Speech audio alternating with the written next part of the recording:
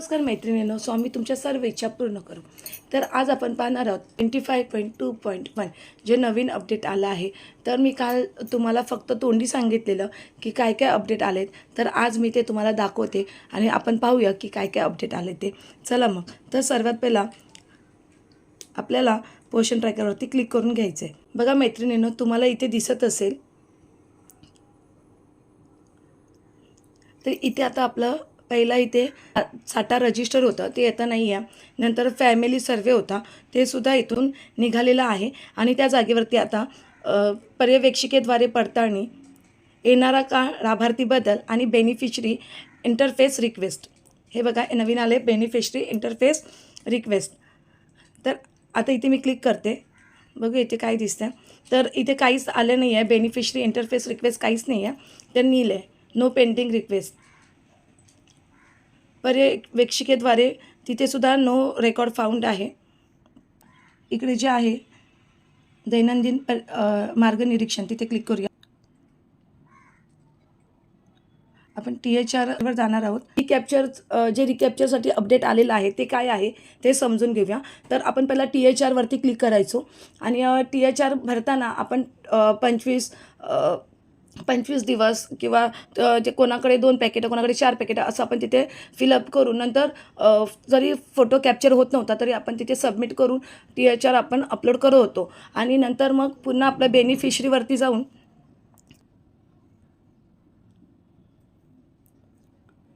आपण इथे पुन्हा फोटो काढा. तर ते एक प्रोसिजर करत होतं, म्हणजे रिकॅप्चर करत होतो. आता काय होणार आहे, पण जेव्हा THR भरत होतो तेव्हा काय प्रॉब्लेम येत होता.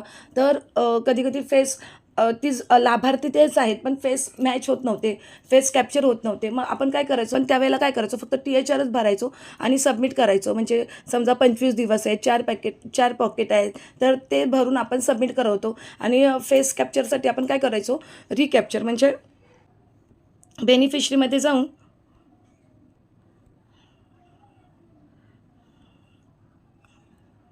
हे बघा इथे रिकॅप्चर करत होतं. म्हणजे आपलं मग FRS त्या लाभार्थ्याचा FRS होत होता. पण आता तसं नाही आहे. आता आपण फक्त महिन्यातून एकदाच हा FRS करणार आहोत. म्हणजे रिकॅप्चर आपण करू शकतो. समजा जर तुम्ही THR भरला आहे, THR दिला लाभार्थ्यांना आणि तिथे सबमिट केलं आहे, 25 दिवस आहेत, 4 पॉकेट्स आहेत आणि खाली समजा तुमचा जर फोटो अपलोड होत नसेल तर तुम्हाला काय करायचं आहे, बेनिफिशरीमध्ये येऊन चेहरा पडताळणी आहे ना, पुन्हा फोटो काढा. म्हणजेच रिकॅप्चर करा. तिथे जाऊन पटकन येऊन तिथे आपल्याला रिकॅप्चर करायचं आहे. जर तेव्हा नाही झालं तर आपण संध्याकाळी म्हणजे संध्याकाळी किंवा रात्री 10 वाजेपर्यंतच्या आत आपल्याला तो रिकॅप्चर करायचा आहे.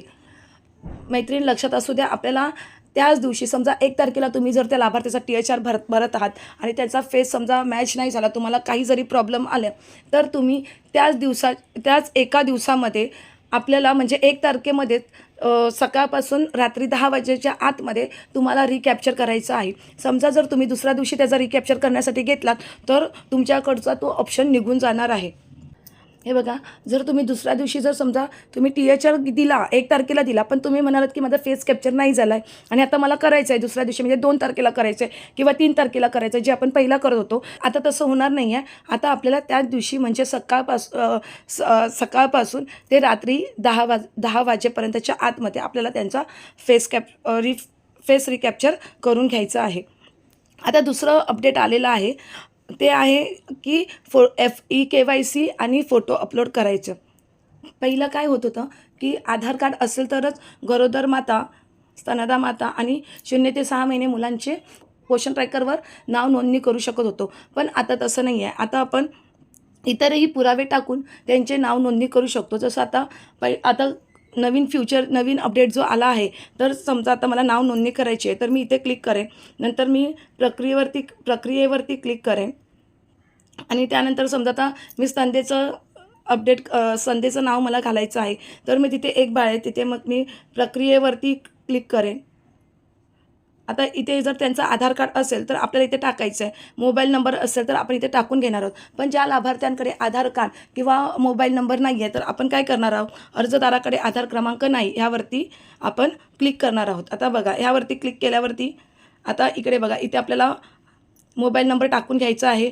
नंतर आधार नोंदणी क्रमांक प्रविष्ट करा, जर असेल तर टाकायची आहे. नंतर नाव नोंदणी पावती अपलोड करा. जे आपण आधार कार्ड करायला जातो तेव्हा ते आपल्याला पावती देतात, तीच पावती आपल्याला इथे टाकायची आहे. तीच पावती आपल्याला इथे अपलोड करायची आहे आणि इथे आपल्याला आधार नोंदणी क्रमांक त्यावरती असतो तो टाकायचा आहे. जर इथे नसेल तर काही हरकत नाही आहे. आता त्यांनी आपल्याला नवीन अपडेट दिलेला आहे. तर ओळखीचा पुरावा, हे बघा, आता इथे क्लिक केल्याच्यानंतर माझ्यासमोर हे सारे ऑप्शन आलेले आहेत. समजा आता माझ्याकडे तिचं पॅन कार्ड आहे आणि मी तर तो सबमिट केला पॅन कार्ड. तर इथे काय करायचं आहे, ओळख क्रमांकाचा पुरावा. तर इथे काय द्यायचं आहे आपल्याला नंबर टाकायचा आहे.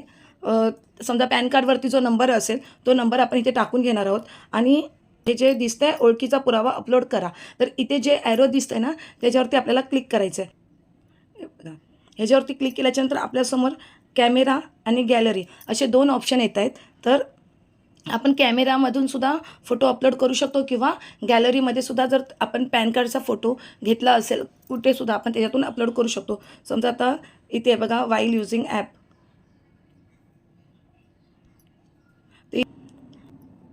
ठीक आहे मैत्रिणींनो, या दोघांपैकी आपण तिथे काहीसुद्धा म्हणजे तुम्हाला आता ई के वाय सी करण्यासाठी आधार कार्ड नंबरची गरज नाही आहे. आपण ई के वाय सी किंवा FRS अशा पद्धतीने सुद्धा करू शकतो.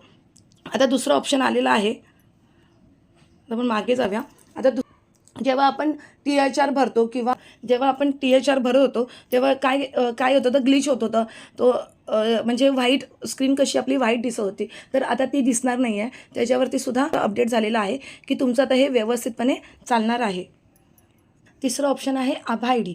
तर आभा ID लिंक करायला त्यांनी सांगितलेलं आहे. तर ते काय करायचं आहे, आपल्याला लाभार्थीचा आभा ID नाही आहे, तर मला काय करायचं आहे, तर मी इथे जर त्याचा आधार कार्ड असेल तर मी आधार जोडून मी त्याचा आभा ID क्रिएट करेन. पण जर त्याच्याकडे आधार कार्ड नाही आहे तर मग मी काय करेन की त्यांच्या वडिलांचं किंवा आईचा आधार कार्ड टाकून मी त्याचा आभा ID तयार करेन. पण मी आता आपल्याला जर त्याचा आभा ID तयार करायचा असेल तर इथे 3 क्लिक आहेत, 3 डॉट आहेत, त्याच्यावरती आपल्याला क्लिक करायचं आहे. क्लिक केल्याच्यानंतर हे बघा इथे आपल्याला दिसत आहे, तिथे आपल्याला क्लिक करायचं आहे. आता इथे क्लिक केल्याच्यानंतर हे जे दिसतंय बाळ आभा युजिंग पॅरेंट्स आधार, तिथे क्लिक करायचं आहे. जर तुम्हाला बाळाचं नाही आधार कार्ड टाकायचं आहे, पॅरेंटचं आधार कार्ड टाकून आभा ID तयार करायचे तर अशा प्रकारे करा. आणि जर बाळाचं स्वतःचं आधार कार्ड टाकून तुम्हाला आभा ID तयार करायची असेल तर बाळाचं आधार कार्ड अपलोड करून मग आभा ID तयार करा. मी सांगेन की बाळाचं आधार कार्ड अपलोड करूनच आभा ID तयार करा. आता इथे प्रक्रियेवरती आपल्याला क्लिक करायचं आहे. आता इथे जे तुम्हाला व्हेरीफाय नाव दिसत आहे, पुनर्प्राप्त करा, NBS तयार करा, पुनर्प्राप्त करा, ते इथे जे व्हेरीफाय नाव दिसत आहे तिथे आपल्याला क्लिक करायचं आहे. तिथे क्लिक केल्याच्यानंतर आपल्या त्यांचे जे पॅरेंट्स आहेत लाभार्थ्यांचे, त्यांना OTP जाईल त्यांच्या मोबाईलवरती. तो OTP आपल्याला अपलोड करून त्यांचा आभा ID आपण क्रिएट करू शकतो. ते सुद्धा मी तुम्हाला नंतरच्या व्हिडिओमध्ये दाखवेन. तर आपल्याला 3 नवीन म्हणजे महत्त्वाचे 6 अपडेटपैकी 3 जे महत्त्वाचे अपडेट आहेत ते म्हणजे फेस रिकॅप्चर, नंतर दुसरा आहे EKYC आणि FRS आता आपण मोबाईलच्या कॅमेऱ्यातून किंवा गॅलरीतून करू शकतो. आणि तिसरं म्हणजे आभा ID लिंक करणं. मैत्रिणींनो, मी आशा करते तुम्हाला मी सांगितलेला हा व्हिडिओ समजला असेल. जर समजला असेल तर एक लाईक, शेअर्स आणि कमेंट्स करायला विसरू नका. हा व्हिडिओ इतरांपर्यंतही पोहोचवण्यास मदत करा. धन्यवाद.